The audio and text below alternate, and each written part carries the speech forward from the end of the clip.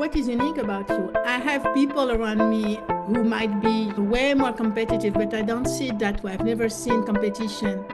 Really, for me, in nature, there is no competition. There is symbiosis and they work together. I'm sure that what you are offering is different than what everybody else is doing.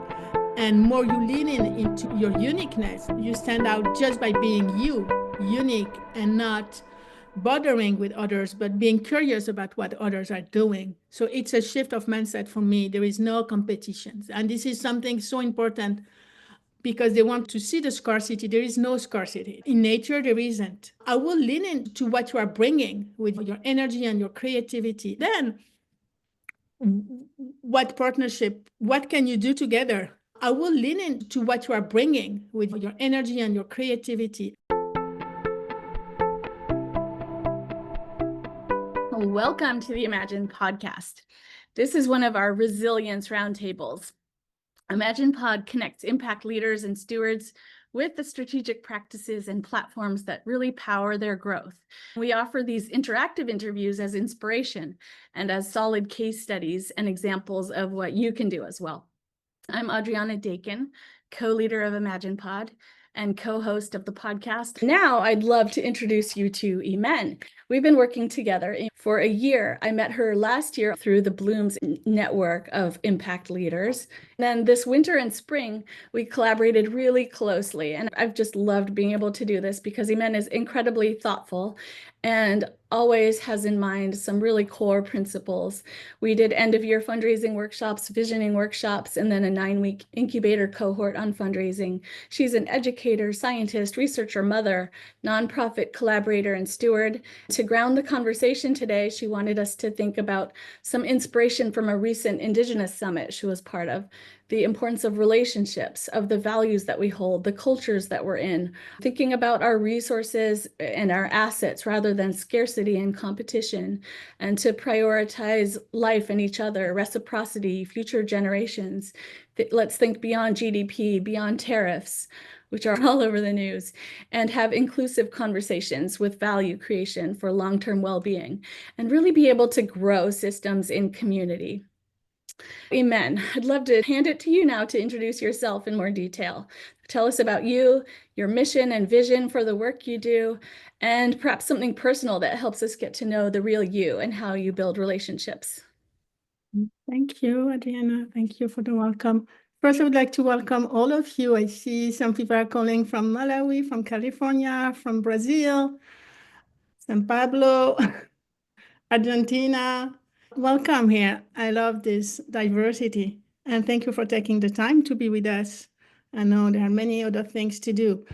Before I introduce myself, I wanted us to really lean into our heart and to share a poem that I love very much, that I picked for today. You can look at it while I read it, but I will read it slowly. And so that way we can all sit in our heart, and it's our meditation for today's conversation. Kindness, from Naomi Shihab Nye. She is American Palestinian. Before you know what kindness really is, you must lose things. Feel the future dissolve in a moment, like salt in a weakened broth. What you held in your hand, what you counted and carefully saved, all this must go, so you know how desolate the landscape can be between the regions of kindness. How you ride and ride, thinking the bus will never stop. The passengers eating maize and chicken will stare out the window forever. Before you learn the tender gravity of kindness, you must travel where the Indian in a white poncho lies dead by the side of the road. You must see how this could be you, how he too was someone who journeyed through the night with plants and the simple breath that kept him alive. Before kindness as the deeper things inside, you must know sorrow as the other deepest thing. You must wake up with sorrow, you must speak to it till your voice catches the thread of all sorrows and you see the size of the cloth. Then it is only kindness that makes sense anymore, only kindness that ties your shoes and sends you out into the day to gaze at bread. Only kindness that raises its head from the crowd of the words to say, it is you have been looking for, and then goes with you everywhere like a shadow or a friend. Ooh, each time I read this poem, I feel something. That was beautiful. Thank you. Okay. I'm Imène. I am from North Africa, from Algeria. And this is important for me because Africa is really where I come from. I lived in many different countries there. And in my early 20s, I moved to France. And I am a scientist at core, a veterinarian. But this is really one aspect of who I am because after many years doing research or working, I started a family at some point. And we traveled a little and then we moved here in the US with two kids. While I love being a veterinarian, researcher, and educator, I was really drawn to bringing science in schools, and education was my new calling, even though I think it was always there. So in the Bay Area, I am living in since 2008. Being a mother and being an educator have been similar to me, those reflections. You educate kids, you grow with your kids, and then you also work with educators and students at school. So this has been really the world I have been growing since I have been here in the US. I supported educators, I supervise. I also work in many nonprofit or for-profit. But for the past 2 years, I wanted to create a hub, a space for educators to come together and to receive resource and exchange in all STEAM education. So science, technology, engineering, art, and math. It's a nonprofit space where educators come. We do some research as well, and we train, have workshops. This is how I get to know Imagine Pod. I was looking for funding, side funding for stipends for my educators, and I ended up looking at more than just grants, but also individual donors, partnerships, really developing relationship with other people around the space. Yes, you're an amazing connector and educator. And can you give us a story from a moment in your youth when things, perhaps in Algeria, North Africa, when things changed or helped shape you into who you are? Because we'd love to have some details and context, and storytelling really helps us understand. Yeah, absolutely. In 1993, I was early 20s, and moving to France was a big thing. It's not that I didn't know France. We were colonized by France for more than 100 years. So it was familiar to me. But the jump there as a young woman, scientist, researcher, I was already a vet when I moved, was kind of brutal. And it was not the fact that being away from my family, but financially it was not great. And also trying to find a space that was not where you didn't feel triggered by the racism and the stereotype mostly. So when I look back, this experience, mostly these first years where yes, I knew hunger, I knew I was scared at some point, has really shaped me. After a few years, when things became easier for me financially, I told my dad and I said, I was hungry. This is something in your 20s. It was hard not having food, not being able to eat. And I was commuting to the veterinary school. It took me 2-3 hours. And my dad looked at me.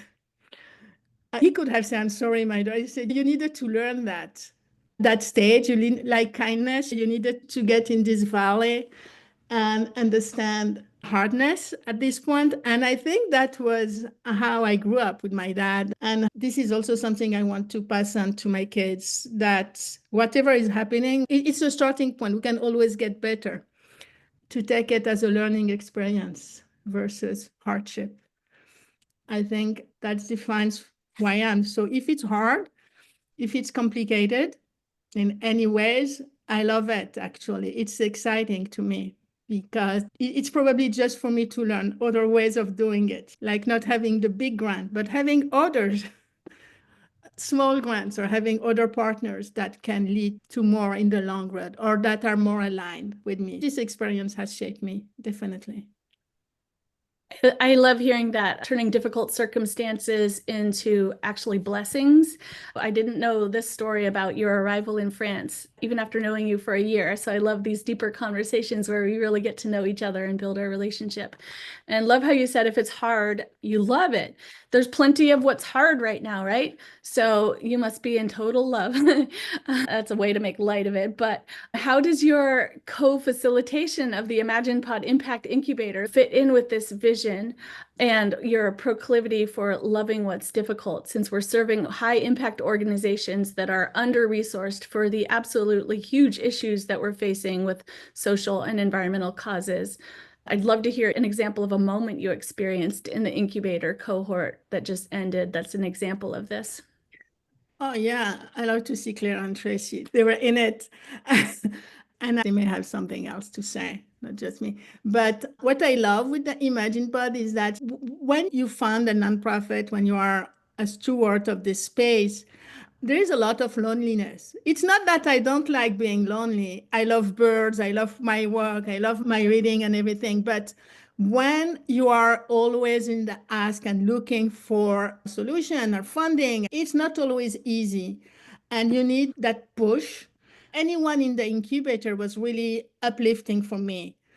And everyone is doing such an amazing job locally, and I had no idea about it. It's also a great thing. Our cohort is always very diverse, and I'm always learning in that space. This is why I love it. I was in the cohorts and I really learned a lot about how to navigate the nonprofit, but also being in a cohort with a lot of people that's doing a lot of different nonprofits also helped me learn how to stay focused and have that drive, because everything don't come like we think it is, like we start off to be. Thank you. Thank you, Tracy. I think one of the main things is the appreciation of people's strengths to support against things that you find get in your way because you think they're bigger than they really are. Those little things, like for me, tech stuff.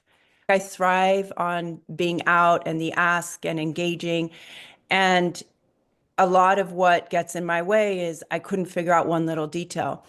And what I found was really interesting is that that mindset shifted during these 8 weeks to where just knowing there was that support, I started asking different questions. Oh, I can figure this out. Oh, this isn't that difficult. Oh, actually, it's just step 1, step 2. I did it. I don't know. There was this feeling of kind of small accomplishments change the energy of what's possible. And I found that just getting that support from so many people struggling in different areas, their struggle could be my strength, but my struggle could be their strength. And this idea of the loneliness of a nonprofit, I think that is created because we really think these are our own struggles. And the more we support it, or we're in a community that does it, you're like, oh, wow, I can work with this. Does that make sense? Oh, yeah. Thank you so much, Claire. Appreciate. We'd love to have these examples of inspiration for how working together can deepen your relationships and actually lead to real results. Lori is in action right now, raising money. She's collaborating with 2 organizations, including a famous one, Cirque du Soleil, and creating a camp for Native youth in my area, age 7 to 17. They're in action. She went through the whole incubator, is raising money right now, and said it's going really well. Do you want to share about it? Oh, yes, it's super exciting. This is probably my first dip in the water, dipping my toes in social media and raising money this way. I've been raising money for years and fundraising, and I've always been the person who's just gone to the person and knocked on the door and said, give me your money.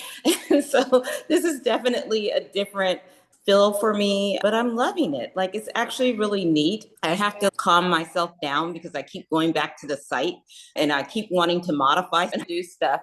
And I've actually had the opportunity to explore other people's sites. I'm really excited, and I want to encourage anybody to stay on this platform.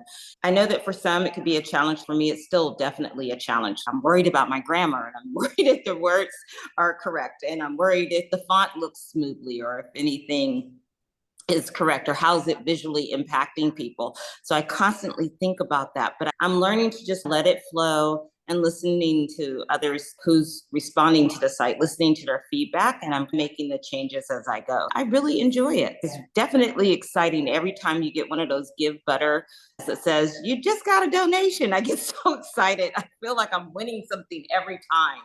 So that is definitely a win-win. In this day and age, I think it's really helpful. People can give at their own time. People can give multiple times. There's a lot of fun stuff to it. And I really wanted to say one last thing too. I enjoyed working with the cohort. I think that really helped. Even though I kept holding back a lot, it was everybody on there that made me want to keep going forward with it. So it was nice to be with the group. Just want to say that. That's beautiful to hear. And you are winning in every way. Even when you're just having a conversation that deepens the relationship, even if it doesn't right then lead to a specific dollar amount in your campaign, you're building relationships that can lead to warm introductions to something down the road. It's an amazing process to be brave enough to do, but it does take bravery. And thank you for sharing the bravery that you're engaged in. Now, I have another question for you, Imène. We're at a moment in time when there have been a lot of extreme changes in funding, in politics, the economy. It can be really overwhelming. Each day, the headlines are turning something upside down. And what are some of your practices and beliefs for being rooted in relationships and going deep through thick and thin? Yeah, this is an important question. And I think I'm highly connected, even in social media. So I can feel overwhelmed sometimes. But I have my grounding practice. Before grounding or even developing relationship, I know that I need to ground myself within all the time. And if I am not in that space, heart-centered and really grounded on the earth, I am not able to respond in a way that is meaningful to me. So my practice is I do meditation every day. I wake up early in the morning. I have my walk and I have the birds outside and I have my plants and I have all of those earthly reminder that we will be okay. This is okay. This is very important for me to be in that space. Then I can do my work that is either developing more resources for the organization, but also speaking up or writing or any creative work. And I think that for everybody, but more for women, for me, the creative part is essential. It's like breathing. And it can be watercoloring and it might be anything. But what I've noticed is that even the programs that I'm offering within the Institute have shifted. I was really having hardcore courses on belonging, inclusion, and liberatory practices. I'm offering nature-based field sketching to my educator. There is a need for all of us to really ground ourselves. It is so beneficial for them that I am offering that next year, 2025 and 2026. It's a reflection of where I am at as well, but it resonates with my educators because they found that really helpful. Grounding in nature and grounding in life in general. As a mom, I still have another teen at home. We are always reminded that other things are more important in a certain way. When we talked yesterday, you talked about being always in conversation with other people who are in the same boat, talking, meeting, hiking. Super important for you to be in community. So you have the craft network in the SF Bay area that meets occasionally and plans collaborations. I want to join that. And you have collaboration with people in Minnesota and Hawaii, grounded in this work by being with each other, not alone in this, which is super important in this time. I'm also glad we're all here together, walking the talk here. The grounding part is helping me develop relationship with other people just because we can certainly be on Zoom all the time, but when they come, when we are around, we will go hike together and continue the work. The work can be done in nature, it can be done in different spaces that are more aligned with how we feel right now. There are a lot of tensions. As much as this time is calling us into the chaos, I do believe that we can, in the chaos, be grounded within ourselves and with other people. I do walking hikes. We go for a hike and we talk, and we do a lot of things during that time. I love to cook as well, so I invite people over. In terms of capacity building, we were having a great conversation yesterday that I'd love to go into right now to share your take on going deep in an organization, in the work, in relationships, versus spreading out and getting bigger. Would love to hear how being a small organization has helped you be nimble and curious. Here's the thing. I am curious. I'm a scientist. You know that curiosity is really important. I have an example. In September, I attended a training, Warm Data Lab. Very interesting. It's a methodology. It develops deeper conversations where the context is in. We can talk to people about metrics and everything, but if we don't go deep, if we don't look at the context, it's harder. And during this training, we were a lot of people, probably between 50 and 80, but they were a group, my Minnesota people. I really felt drawn to them and interested in their work. They were interested in me. So when they came back in the Bay Area for another thing, I invited them in my neighborhood. And we went to a board game cafe. You play board games. And we could have met somewhere else and just talk business. But because it was a board game cafe, we played board game. It was our first really deep connection there. And we played that game, and the game asked you questions, but deep personal questions. That was fantastic because I got to know them at a different level, not as leader or stewards of their organization and with the work that they are doing, but I was getting to know their favorite colors or the room and how the name of their kids or parents or really another layers. And we were really interested in each other and being curious. So that was our first contact. Now we work together and we do more. I felt that the connections, the deeper level connection was helpful for me and for them as well to say, okay, I really want to work with those people. So I wanted to share that. Board games, adult board games, there are plenty. It's super fun. Good tip. And we had a lot of laugh, and that was great. Imène, like so many, you had a major grant coming in. It was coming in this spring, and then funding was frozen with the National Science Foundation.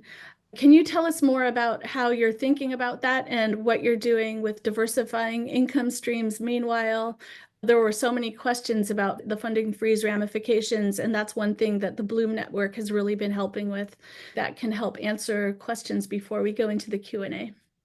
Yes, I love these questions. We have been working for 2 years on this grant, so it's a big thing for me, and I hope it will come. I was really ambitious, and I have those great ideas to do.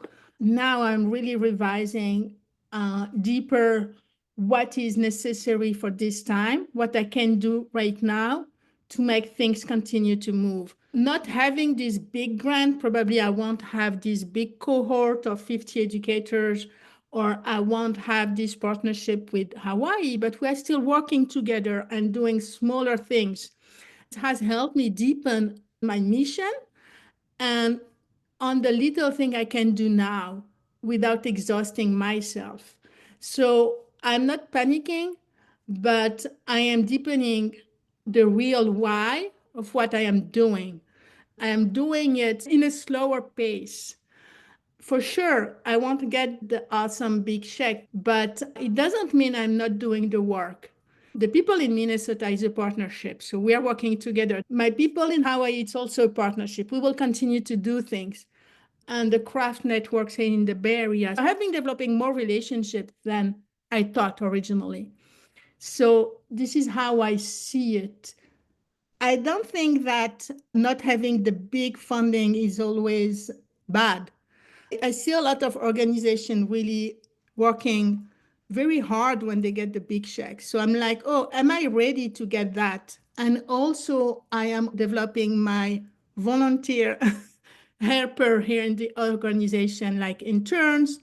I have a partnership with San Mateo College. They're paying the interns to come work with us. So this is awesome for me, having 2 interns and also having other volunteers, not including my board that is very active. So I'm really strengthening those different areas of my organization that are not costing me money, actually, but allowing me to be stronger in my foundation. Does that make sense?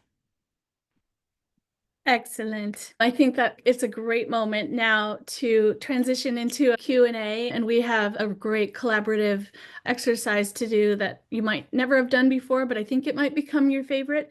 And we have a PDF 1 page or 2 to help you think through this most important thing, relationship building. I'd love to invite Gisela. And I'm sorry if I pronounced your name wrong. It's Gisela. No, that's Okay, great. fine. And if you want me to remind you your question, I can, or you can do it yourself. Yeah, please remind me. I submitted it a little while ago. You said, what are some key trends in funding dynamics and thematic focus you have identified? You know, what I find out right now is that big foundations are really working with the system. They are not really helping small organizations. And this is important to pay attention to. I'm not spending more time trying to get those big grants because I know I won't get it. They are hand in hand with the system in chaos right now. So with that developing, there is also a trend of wealthy people who want to bring change. We see them in the bioregions. They are trying to create movements, the eco universities. We have plenty now. Those funders are sometimes individual, sometimes they pull the money together, and those are the one I am identifying with.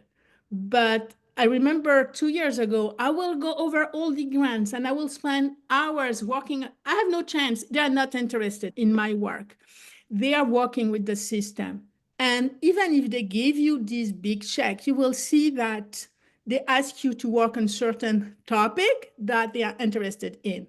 Right now it's AI, and I'm not interested in that moment. It's a trade-off, but I'm really happy where I am, looking at smaller donors who are interested in really bringing change and not spending my time being frustrated with those lengthy applications that I know I have no chance. That's super interesting to hear. I'm based in Brazil, so I wonder to what extent we're seeing the exact same thing here as in the US. It makes a lot of sense to be looking towards the individuals and winning over hearts and minds more with people who are more in a way movable than a big foundation. I come from a long tradition of matriarchal societies, and I know matriarchal groups here in the Bay Area, but also overseas in India. There are a lot of people doing amazing work without the big check and without the big funding. Really, matriarchal society are an anti movement against this capitalistic mentality. It's really about, and it has sustained us for thousands of years. So I try to remember as much as I can that my friends is here for me and my other friends there is here for me when I need it, and here really helping me ask and make the ask, and having my board really involved and feeling that they care about the organizations. This is important for me. I want to jump to Veronica questions here on the chat. What are your thoughts on becoming fully self-sufficient, meaning creating social enterprise models with orgs instead of relying on grants? I am still relying on grants, federal grants. To be honest, I'm still looking at those. And what the first things I had to do is to lean into my need, my priorities, what are the most important and core belief that I have for this organization that I cannot let go. Becoming lean for me was important, and then I can grow from this place. This is exactly what I need, and exploring other ways. It's developing a network of sustenance. This is what has been lost in an individualistic society. They want to tell us that we're on our own, alone, doing everything, and we need this big check. What we need at this time, it's really to develop these networks of sustenance, like the earth with the rhizomes under the earth, the roots to each other's. That's what also fills my heart at this moment. It's to know that those people, they are with me and we are working together. So yes, it's not necessarily having more money, but having more connections. But it helps me get through this moment in time and to continue in a slower pace to do the work. On that note of connections, why don't I share the one pager that we have? And you can get it now or later, but it's a resource to help you think through what you already have. You can click it, make a copy for yourself. It's designed to print, so you can write with maybe a favorite pen. I like to write with a pen, but you can also type if typing is your way of doing things. Now, a question from Hillary. You are with Art Explorers, and you said how to handle concerns about competing with other local organizations for scarce resources. Most of our donors are in their 70s and 80s. How to engage with our younger supporters? Yeah, that was two separate questions. I am in Fort Bragg, California, which is just on the coast across from Ukiah, which is where Adriana and Claire are. It's a really small community. There are a lot of nonprofits, and it does start to feel a little bit like we're competing for the same donor base and these scarce resources and the scarcity mindset. And we've been working with the Community Foundation, which has been amazing. I think those small foundations might be a good resource for us small nonprofits. I do start to wonder, how do we partner with people without undermining our own mission? How do we go for what we need without feeling like we're asking for too much? Is where our organization is struggling with right now. And we also have a very aging community. And so making relationships with the elders here, which I have because I grew up here, is lovely. They are getting older and moving on. Yeah, Hilary, this is also a mindset, and I think this is real. I know that in your area, there are a lot of small nonprofits in art, which is great because people move there to create small earthly space and to feed the city and everything. What is unique about you? I have people around me who might be way more competitive, but I don't see it that way. I've never seen competition. Really, for me, in nature, there is no competition. There is symbiosis and they work together. I'm sure that what you are offering is different than what everybody else is doing. And more you lean into your uniqueness, you stand out just by being you, unique, and not bothering with others, but being curious about what others are doing. So it's a shift of mindset for me. There is no competition. And this is something so important because they want to see the scarcity. There is no scarcity. In nature, there isn't. I will lean into what you are bringing with your energy and your creativity. Then,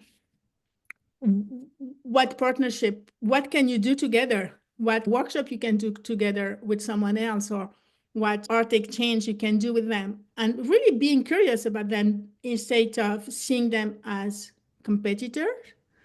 Regarding the aging community in your area, I don't know really, but I know that aging people wants to be part of whatever is happening around them as well. If you can involve them more, I don't know if that is possible, but working with them as well. If this is the populations that you have around, leaning into it, what gift they can bring instead of seeing them as aging because they must bring something. And if this is the only population you have, so that's it. You have to accept it and say, okay, I'm going to work with you.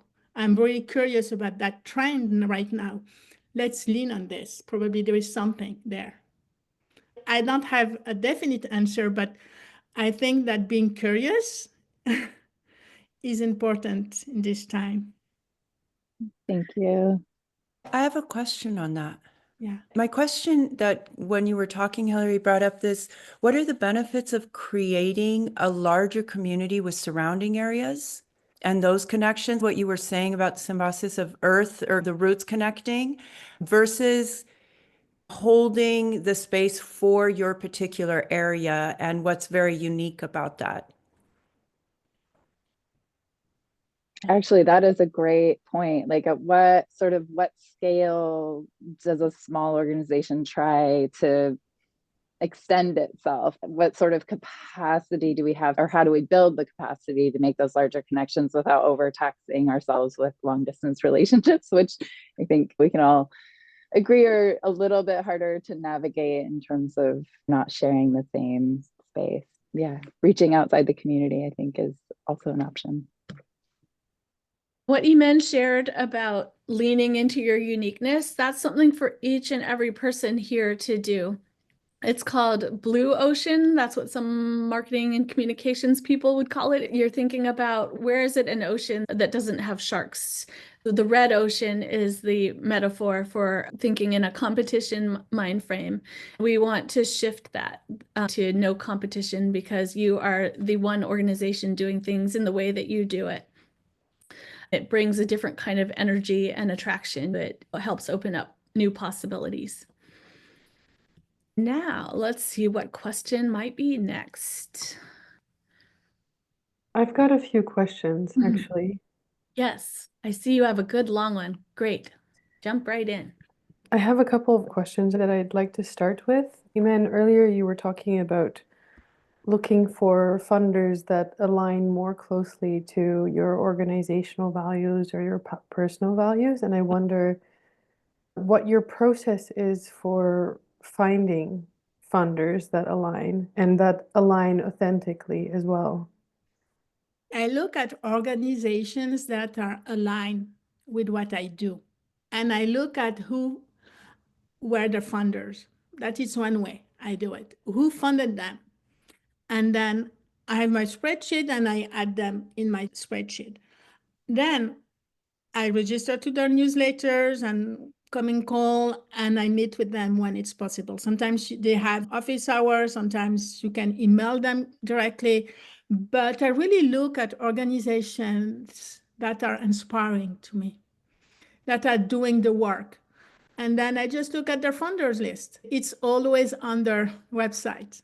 This is the most efficient way of doing it. And I am on grant stations. I look at what is coming as well. Something I haven't started, but I know it's really powerful. It's the corporate funding. An example, in my area, I have Barnes and Nobles, and they do some kind of small fundings, and they are local to me. They have science-based books, they have nature-based books. So this is on my list, and I know they help with small checks. I got really a small funding from a local foundation, a group of people wanting to help the community. And I got that name through a website, people doing similar work as mine. So it's again being curious. They are enough to do something. They are enough for me to either do a training and develop my networks and something like that, which is really interesting at this moment. I have a follow-up question. So this is something that you've been doing for a while.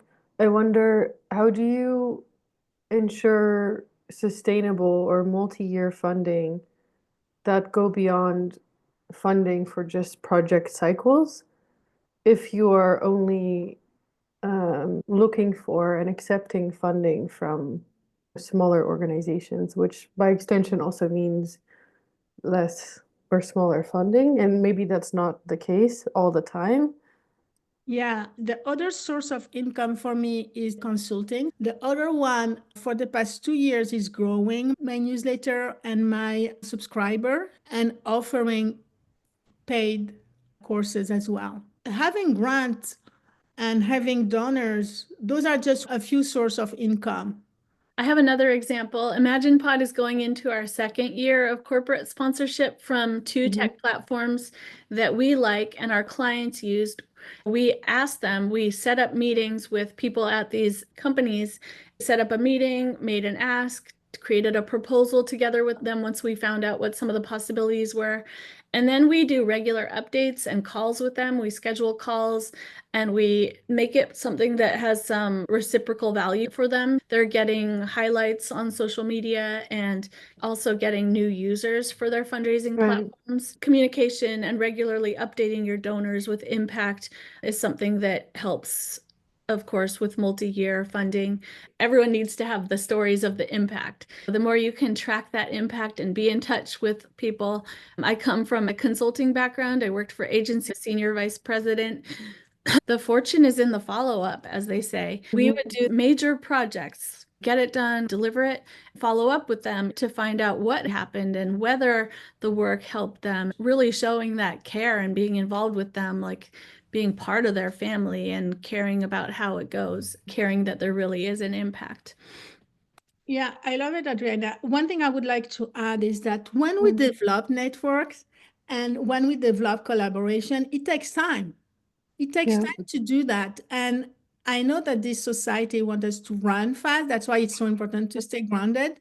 It's going to take times. And sometimes you will be meeting with people and you don't see the money or you don't see the value in terms of capital, but that there is value in relationships. One example is the craft networks I have been, they reached out to me first and we had plenty of meetings, but now we will be co-writing a grant together.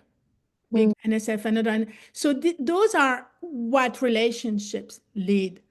My people in Minnesota, they invited me for a 2-day workshop there, but they also need a nonprofit that is local in California for a source of funding. But it takes 1 year, it takes time. It's so enriching because you get to know those people deeply, you start to care for them, and then they think about you when they have funding and when they need a need. So I want you to also look at those possibilities that are not clear cut. It's not necessarily right now the big shack, but it's the roots, it's the reasons, it's the underground work that you are doing that is not necessarily visible, but it's so nourishing. And mostly when people come to you and want to work with you and offer you to co-lead a grant or to co-write a grant, that is so awesome. My final question is around resourcing within the nonprofit sector and specifically how we can. One of the things that I think I repeatedly see when working with or in nonprofits is that oftentimes there is a discrepancy between what funders know about the programs that are being built and their benefactors and the people who are the communities that are being served by these programs. And so one of the questions that I have, or that comes up quite often for me, is how do we get funders to care more about the communities that we're serving? And the only thing I can think of beyond explaining to them in qualitative terms through stories or through socials or in different qualitative ways is to actually get funders in the room with benefactors. But I haven't seen many nonprofits do this or make space or make time for this to date. So I'm wondering,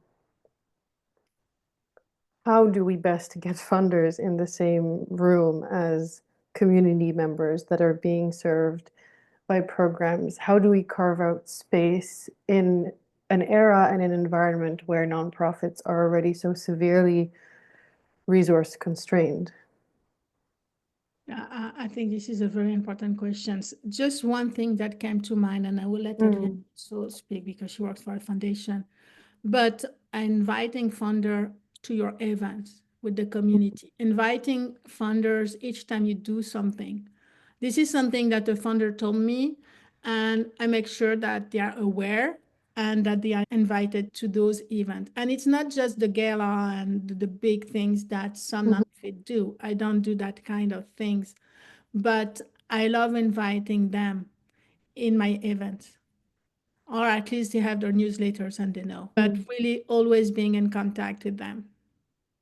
If you are always inviting them, always sharing what you do, and they are at a certain point going to, care a little. This is what they told me. You may have something else to add. Yes, at the community foundation where I work, we have receptions. We honor the organizations that are getting grants and invite donors to come. We involve donors in committees and in the board. It's a community foundation, so we have many different ways for people to be involved. There are fund advisors. Often it's people who are part of the community. I was just doing a Native Scholarship Review Committee, and it was a mix of funder and people from the community. That was a beautiful thing to be able to do. And yes, it doesn't happen enough. We need to do more of this blending and helping people grow real relationships. So I think the fact that it's not happening enough, that shows a need and an area to lean in and focus and do it. And I've seen great things happen from it. And then it makes it easier for the donors to know when there is a need to be able to call them and invite them to participate in this particular need. Yeah, thank you both. Yeah. Imène, would it be the right time now to do the collaborative exercise? I was thinking about the one page and then we can do that. All right, it's divided into quadrants and it's around deepening relationships with what I have. I think it's important to see what we have so that way we have our plate full and we can feel the abundance in our life. It's really recognizing and being grateful of what we have, but also thinking about where we want to build relationships. So you can write here any organizations, any group you would like to develop more relationships in your neighborhood, with your family member, anyone here you can think and write there. Who I would like to meet or reconnect with. Probably you lost connection with certain people you would like to have a coffee with or a walk or a hike. Just write their names, or it's not necessarily organization, but you probably want to share with them your dream, what you are working on, or just have a cool conversations. And then here, organization on the bottom left, you really want to connect with. Have names, and then you can add phone numbers or emails. Then this is the things I think it's important to spend time, and we don't. What is your ideal donor or sponsors you will get, you would like to get? So really think about stretching yourself in dreaming. Who is the most important donors you would like to have? You can dream big, because if you don't see it in your mind, you cannot even think about it. But probably these ideal donors can come after you've had conversation with certain people.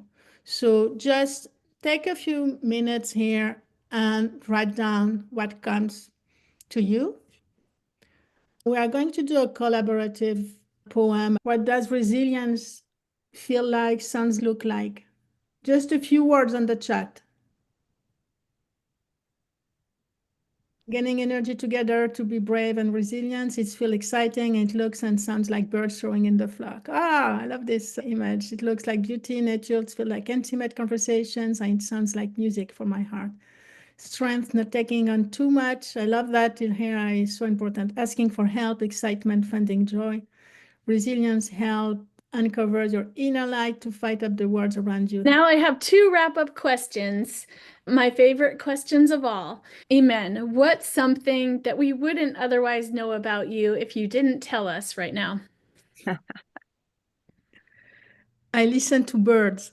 And one day, so here, this is hard. I was, during my divorce, the valley of it, I was in family court in Redwood City. So it's really not a nice place to be. And all of a sudden, I raised my hand and I was listening to birds, and I said, what are you doing here? Birds singing, I'm in court, it's not funny. And since that day, I have been seeing birds everywhere. They are always in the most darkest places in our environment. And it was a dark time for me, but the birds were here. Now I have a bird bath on my balcony, and they come. And each time they come and they take showers, they sing. I have birds in my life now since that day. And it's so beautiful. I think I'm going to hear birds more around me now too. When you pay attention to them, then and when I go for a walk, have you seen these birds? No, I see them and I hear them, because they are always here with us and they're always happy, whatever it is. And now I recognize who is the birds coming. So I'm developing relationship with the birds. That's my thing. Okay, and the very last question is, this is actually the first podcast interview in a series I'm calling Impact Threads. And with each person, I'm going to ask at the very end of the conversation, who is someone that you admire in the social or environmental impact space who is making a big difference in their community's resources and outcomes, whom you can introduce me to with a warm intro for the next conversation. I think the Teaching Well is a good one in Oakland. They are bringing wellness and mental support to educators everywhere. They are getting a lot of funding. The CEO is Lindsay Fowler. She talks a lot about really taking care of the education profession, but even as an organization, how they have developed tools so that no one is overburdened and that they are all in communication. So she has a lot of insight, and she has a podcast called Microdosing Wellness, which is every day what we can do. Love that. Because if we are not well, our organization is not going to be well. And if our educators are not well, they cannot bring wellness to the kids, and the kids cannot learn. So it's very impactful. And she has grown a lot for the past few years.